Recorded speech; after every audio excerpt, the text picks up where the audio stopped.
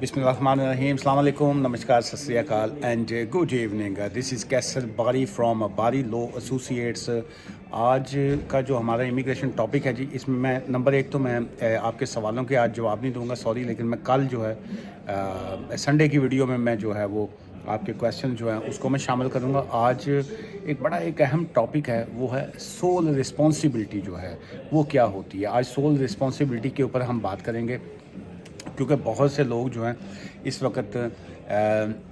जो spouse visa पे आते हैं और या डिपेंडेंट वीज़ा पे आते हैं या केयर होम के वीज़ाज़ पे या किसी भी और वीज़ा पे आते हैं और अपने बच्चों को जो है वो बैक होम पे छोड़ के आए होते हैं। डज़न्ट मैटर बॉय गर्ल है,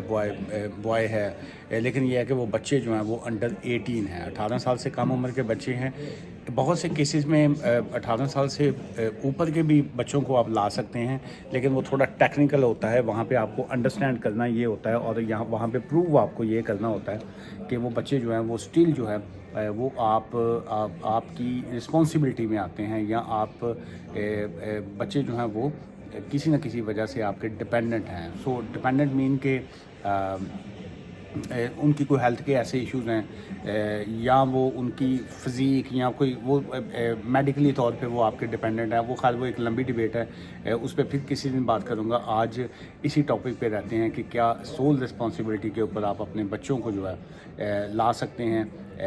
चूँकि बहुत से लोग जो उनके माइंड में ये होता है कि हमें डिवोर्स हो चुकी है तो अब बच्चे जो हैं वो मेरे पास रहते हैं, मैं बीइंग अ फादर मेरे पास रहते हैं, या मैं बीइंग अ मॉम जो है मदर बच्चे मेरे पास रहते हैं। मुझे डिवोर्स हो गई है तो मैं बच्चों को जो है वो मैं अपने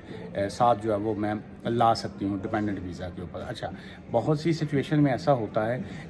कि आपका जो हस्बैंड होता है वो आपके साथ जो है आप साथ में नहीं रहते, किसी और अब्रोड में रहते हैं, किसी और जगह पे किसी और कंट्री में रहते हैं, या किसी और सिटी में जो है वो रहते हैं। तो फिर वहाँ पे भी आप ये कहते हैं कि जी मुझे अब यूके का जो है वो केयर होम का वीज़ा मिल गया है, या स्किल्ड वर्कर वीज़ा मिल गया है, या कोई सा भी मुझे वीज़ा मिल गया है, तो मैं केयर होम का तो मैंने जो है अब अलाउड नहीं है, चूँकि आप केयर होम के वीज़ा के ऊपर अपने डिपेंडेंट्स को नहीं ला सकते हैं। लेकिन हम नॉर्मल स्किल्ड वर्कर वीज़ा की बात कर रहे हैं कि क्या आप स्किल्ड वर्कर वीज़ा के ऊपर जब आप अपने डिपेंडेंट्स खासकर बच्चों को लाते हैं तो वहाँ पे कौन से इश्यूज़ आते हैं। बहुत से लोग जो हैं उन्हें शायद लॉ का नहीं पता होता, या वो पाकिस्तान या इंडिया या बैक होम वहाँ से बैठे जब अपनी एप्लीकेशंस को करवाते हैं या करते हैं तो उन्हें लॉ से अवेयरनेस नहीं होती, जिसकी वजह से ऑब्वियसली एप्लीकेशन भी रिफ्यूज़ हो जाती है। और बल्कि मैंने बहुत से केसेस में तो ऐसा देखा है कि ना सिर्फ एप्लीकेशन रिफ्यूज़ होती है बल्कि बहुत से लोग बाद में एडमिन रिव्यू पे चले जाते हैं, एआर फाइल कर रहे होते हैं, अपीलों पे जाते हैं और वो खामखा का टाइम और मनी और ये सारी चीज़ें ज़ाया कर रहे होते हैं और उनको असल जो पॉइंट है वो पकड़ ही नहीं पाते कि जी ये क्या है। सॉरी, मैं वो आज एक कन्वेंशन था हम वकीलों का, तो वहाँ पे मैं होटल में ही स्टे किया हुआ था। तो उसके बाद अभी इवनिंग है, तो चूँकि वो अभी इस जहाँ पे मैं बैठा हूँ वो भी बल्कि मैं दिखाता हूँ आपको। ये जो पीछे आपको अभी आवाज़ आई है वो उसकी वजह ये है कि फ़ुटबॉल मैच जिस वक्त हो रहा होता है तो यहाँ पे लोग जो हैं वो बाज़ का क्रेज़ी हो जाते हैं। सो चलिए मैं आपको दिखा भी दूँ सराउंडिंग कि तुम यह ना समझो मैं पता नहीं किसी पागल खाने 'च बैठा हुआ तो पीछे आवाज़ा आ रही हैं। अच्छा जी, ये होटल की लॉबी है जी, और ये जो अभी आवाज़ आई है ये वहाँ से आई है मैच के दौरान। अच्छा जी, ये जो इमिग्रेशन रूल्स है इसमें बड़ा क्लियरली लिखा हुआ है जो होम ऑफिस का, या ये जो इमिग्रेशन रूल्स में आता है, the sole responsibility immigration test comes into play where one of the parent of a child is a relocated या रीलोकेटिंग जो है to the United kingdom and one parents remain abroad जो है। सो देखिए इसमें दो चीज़ें आ गई कि एक बंदा जो है वो यूके में आना चाह रहा है और जो दूसरा उसका फादर है या माँ है وہ ساتھ میں اس کنٹری میں نہیں رہتے, وہ بھی کسی اور کنٹری میں رہتے ہیں. سو اس میں اب دیکھنا یہ ہوتا ہے کہ کیا جو آپ کے پاس چائلڈ کی سول رسپانسبلٹی ہے.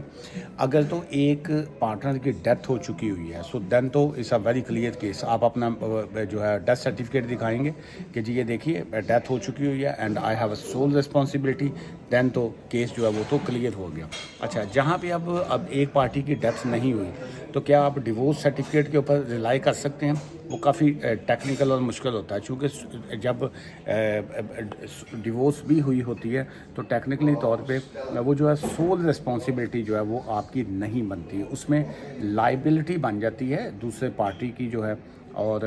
رسپانسبلٹیز بن جاتی ہیں, لیکن سول رسپانسبلٹی جو ہے وہ نہیں بنتی. سو اس طرح کی جب سچویشن ہوتی ہے تو وہاں پہ آپ کو کورٹ کا جو ہے وہ آرڈر لینا جو ہے وہ میں سمجھتا ہوں کہ بڑا مسٹ ہو جاتا ہے. یا اپنی کوئی ایف سی ایویڈنس ان کو دکھانی ہوتی ہے کہ you have a sole responsibility of child جو ہے, اور جو فادر ہے اس کا بچے کا, اس کو آبجیکشن نہیں ہے کہ جی کہ ماں جو ہے وہ بچے کو لے کے کسی اور کنٹری میں اگر جانا چاہتی ہے تو باپ کو کسی طرح کا کوئی آبجیکشن نہیں ہے کہ وہ اس کو لے کے آؤٹ سائڈ دی کنٹری جو ہے ماں لے کے جا سکتی ہے. جی اچھا, پھر اس کے بعد اس میں 2-3 اور بڑے اہم پوائنٹس آ جاتے ہیں. سو نمبر 1 تو یہ آ جاتا ہے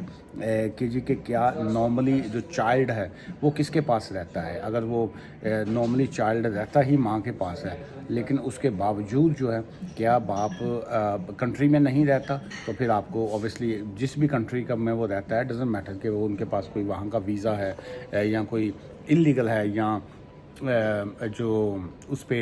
ورک ویزا پہ ہے یا کوئی اور جو بھی سچویشن ہے, آپ ان کے ڈاکومنٹس جو ہیں ایز این ایویڈنس جو ہے وہ آپ دکھا سکتے ہوتے ہیں. لیکن اسٹل آپ لیٹ سے ایک میں جو ہے ایز اے مدر جو ہے یا ایز اے فادر جو ہے, میرا تعلق پاکستان سے ہے,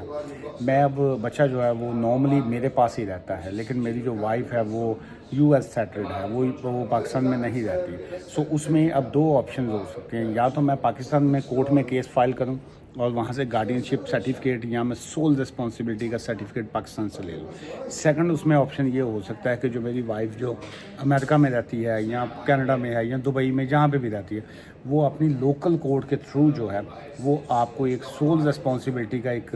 لیٹر بنوا کے دے, خالی ایفیڈیوٹ یا کوئی نوٹرائزڈ اسٹیمپ یا ٹیسٹڈ نہیں, باقاعدہ وہاں کی آفیشیل کورٹ کے تھرو وہ دے دے آپ کو کہ جی کہ مجھے کوئی آبجیکشن نہیں ہے اس کا اگر فادر بچے کو یو کے میں اپنے ساتھ ایز اے ڈیپینڈنٹ لے کے جانا چاہتا ہے. سو یہ قانون دونوں کے لیے لاگو ہوتا ہے. اچھا, پھر اس میں ایک اور یہ پوائنٹ آ جاتا ہے what about the best interest of child جو ہے. سو اوبیسلی چائلڈ کا بیسٹ انٹرسٹ جو ہوتا ہے وہ دیکھنا بڑا امپورٹنٹ ہوتا ہے کہ کیا یہ چائلڈ کا بیسٹ انٹرسٹ نہیں ہے کہ جی کہ بچے کو جو ہے وہ آپ ماں یا باپ جو ہے وہ یو کے لے کے جانا چاہتے ہیں اور بچہ وہاں پہ جا کے ایک اچھی سکولنگ کرے گا, ایک اچھی ایجوکیشن گزارے گا. سو اس طرح کی چیزیں جو ہے وہ بڑی پازیٹیو ہو جاتی ہیں کہ جی کہ آپ ایز اے سول رسپانسبلٹی بچے کی پراپر جو ہے وہ آپ لک آفٹر جو ہے وہ کر سکتے ہیں. جی اچھا, اور اس میں بہت سے کیسز میں ذہن میں رکھیے کہ ریفیوزلز آ رہی ہیں, اور میں یہ سمجھتا ہوں کہ آپ کو اس طرح کی اپلیکیشن فائل کرنے سے پہلے آپ کو ڈیسائیڈ کرنا چاہیے کہ آپ کو کرنا کیا ہوتا ہے. اچھا, اور اس میں اپینڈکس ایف ایم کی اگر ہم بات کریں تو وہ زیادہ تر جو ہے وہ spouse visas, partner visas, in married partner visa, وہ اس طرف جو ہے وہ کیس کو جو ہے وہ لے جاتا ہے. لاسٹ پوائنٹ آج کی اس ویڈیو کا وہ یہ ہے کہ یہ family life as a partner اور پیرنٹ اور ایکسیپشنل سرکمسٹانسز جو ہے article 8 right to private family life اور بچے کی سول رسپانسبلٹی, اس کی ایلیجبلٹی اور پلس آپ کی کسٹڈی, لیگل کسٹڈی اینڈ جو آپ کا کنٹرول ہے, یہ ساری چیزیں جو ہے for the child up bringing جو ہے کہ بچے کا فیوچر کے لیے جو ہے بچے کی اوور آل بیٹرمنٹ کے لیے جو ہے وہ آپ نے اس کو ایکسپلین کرنا ہوتا ہے. اور سیکنڈ یہ ہے کہ اس میں ہوم آفس ہو یا امبیسیز ہوں, وہ یہ بڑا اہم چیز یہ دیکھتی ہیں کہ بچے کی اپ برنگنگ کے لیے جو ہے یہ جو بندہ ابھی اپلیکیشن فائل کر رہا ہے، انہوں نے پہلے جو ہے کیا کردار ادا کیا ہے کہ کیا بچہ پہلے بھی انہی کے پاس ہی تھا اور انہوں نے کیا رسپانسبلٹیز دی ہیں، اور providing the day to day direction for the child's welfare جو ہے یہ بڑا امپورٹنٹ ہے کہ چائلڈ کی ڈے ٹو ڈے، یہ ڈے ٹو ڈے کیا ہے جی، صبح مارننگ بچے کو اسکول چھوڑنا، واپسی پہ اس کو اسکول سے لینا، اس کا فوڈ، اس کا میڈیسن، یہ پہلے جو ہے اس کی کون لک آفٹر جو ہے وہ کر رہا ہے جی، یہ چیزیں جو ہے اس طرح کے کیسز میں جو ہے بڑی امپورٹنٹ ہوتی ہیں. سو آج کی اس ویڈیو یہ بڑا لمبا چیپٹر ہے، لیکن اوبیسلی یہاں پہ میں آپ کے ساتھ شارٹ انفارمیشن ہی شیئر کر سکتا ہوں. It's not a legal advice. Legal advice کے لیے یہی میں آپ سے کہوں گا، مجھ سے ملنا چاہیں یو آر موسٹ ویلکم، ورنہ بہت اور بھی وکیل ہیں، آپ اپنی اپوائنٹمنٹ بنائیے. میرے پاس اگر آپ آنا چاہتے ہیں، میں فون کنسلٹیشن کے اور آفس میں ملنے کی فیس چارج کرتا ہوں، لیکن آپ جو ہے وہ اپنا کیس اپنی سچویشن کے مطابق جو ہے وہ ڈسکس کر سکتے ہیں. اور یہ جو یہ بچوں کے کیسز میں یا اس طرح کے کیسز میں جو ہے لاپرواہی مت کیا کریں، چونکہ یہ بہت سے میں نے کیسز میں دیکھا ہے، مائیں جو ہیں خاص کر وہ جب یو کے آ جاتی ہیں یا ان کا ویزا لگ جاتا ہے تو وہ بچے پیچھے چھوڑتی ہیں، تو وہ نہ ان سے یہاں پہ جاب ہو پاتی ہے، نہ وہ سکون سے سو پاتی ہیں. سو اس لیے یہ بڑا سینسٹیو میٹر ہوتا ہے. سو اس کے لیے جو ہے پہلے سے لیگل ایڈوائس لے کے پھر کام کیا کریں. آج کی اس ویڈیو سے اجازت دیجیے گا، دعا میں یاد رکھیے. Take care, bye for.